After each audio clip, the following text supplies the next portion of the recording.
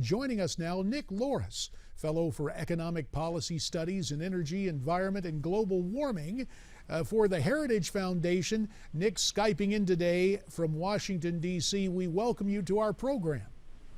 Thank you. Nick, you had some strong words for the EPA. Your writings, in part, read as follows. The Environmental Protection Agency has been acting like a misbehaved child, recklessly doing what it wants at the expense of others without any supervision.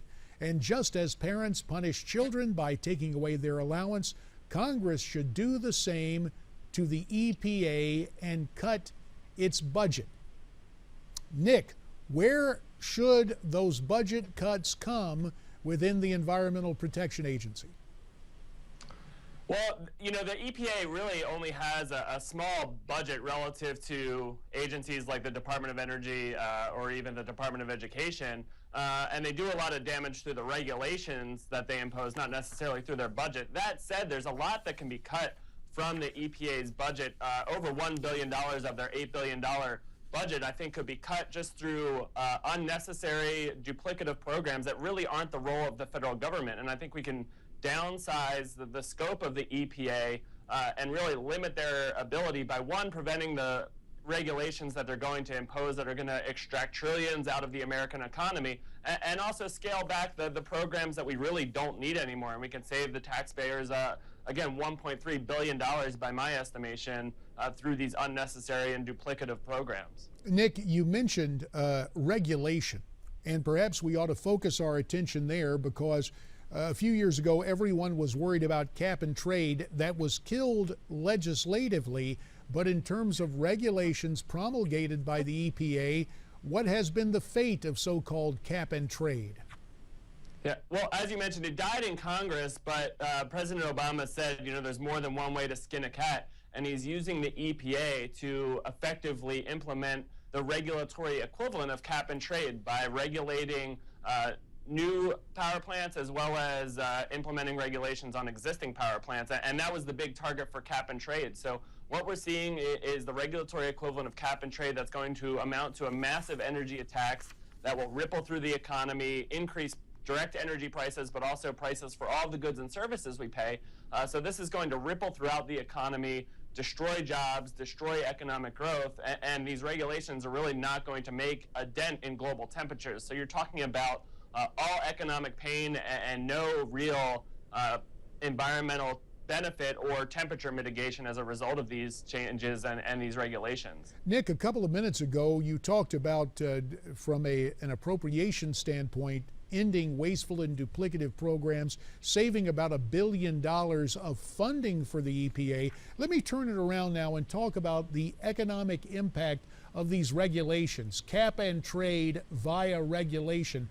What kind of cost are we talking about to American business and industry and families? Has the Heritage Foundation formulated a final number on that?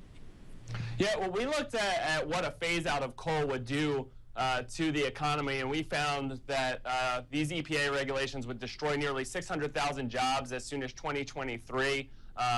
Over half of them would be manufacturing jobs because there are energy-intensive industries and they're going to be adversely affected the most. So you're really talking about a hit all across the country, but especially in places like the Midwest, Indiana, Wisconsin are going to be especially hit hard by these regulations.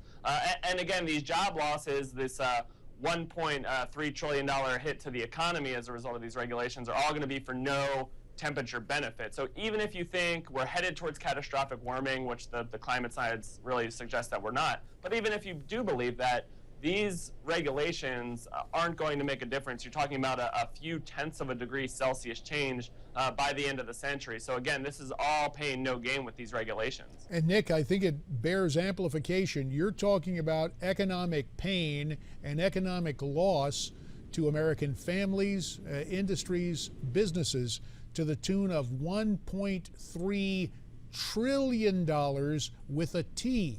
Now, we take a look at this, and there are a lot of people out here who kind of cower. They go, oh, gee, what's next?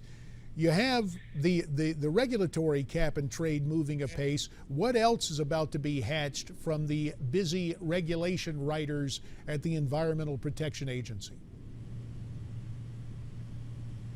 Well, I think one of the biggest threats coming from the EPA is the new ozone regulations, which they want to make more stringent. And if they implement more successful, more stringent ozone standards, you're talking about potentially a $9 trillion hit to the economy. Remember, President Obama wanted to do this before his re-election campaign, and Lisa Jackson wanted to move forward with it, but a study, I believe it was from the National Association of Manufacturers, came out saying this regulation was going to be a $9 trillion hit to the economy, and President Obama told Lisa Jackson to back off. And now that they don't have to face a re-election, they want to move forward with this more stringent ozone standards, which again is all pain, no gain, and it's going to push a lot of counties in non-attainment, and that's going to cost a lot of these counties business opportunities, employment opportunities. So it's not just the EPA regulations for greenhouse gas emissions. You know, they're moving with an onslaught of regulations that are really going to extract a lot out of our economy.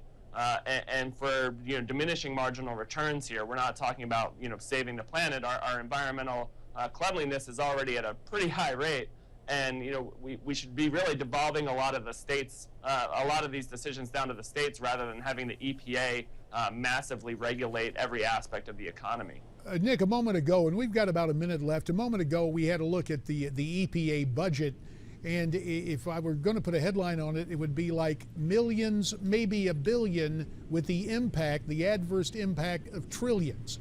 When you look at what EPA can do to the American people, just one other note, maybe you can tie this together for us. Keystone XL pipeline, is that basically dead, courtesy of paralysis by regulatory analysis and groups like the EPA? We've got about 30 seconds.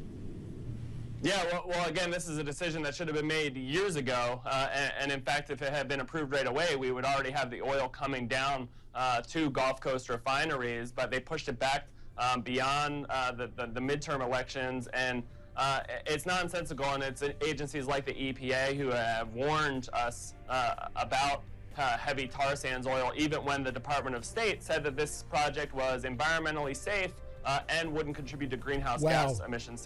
Got to stop you there, Nick. We appreciate your insights. Look forward to visiting with you again real soon, and we're coming right back.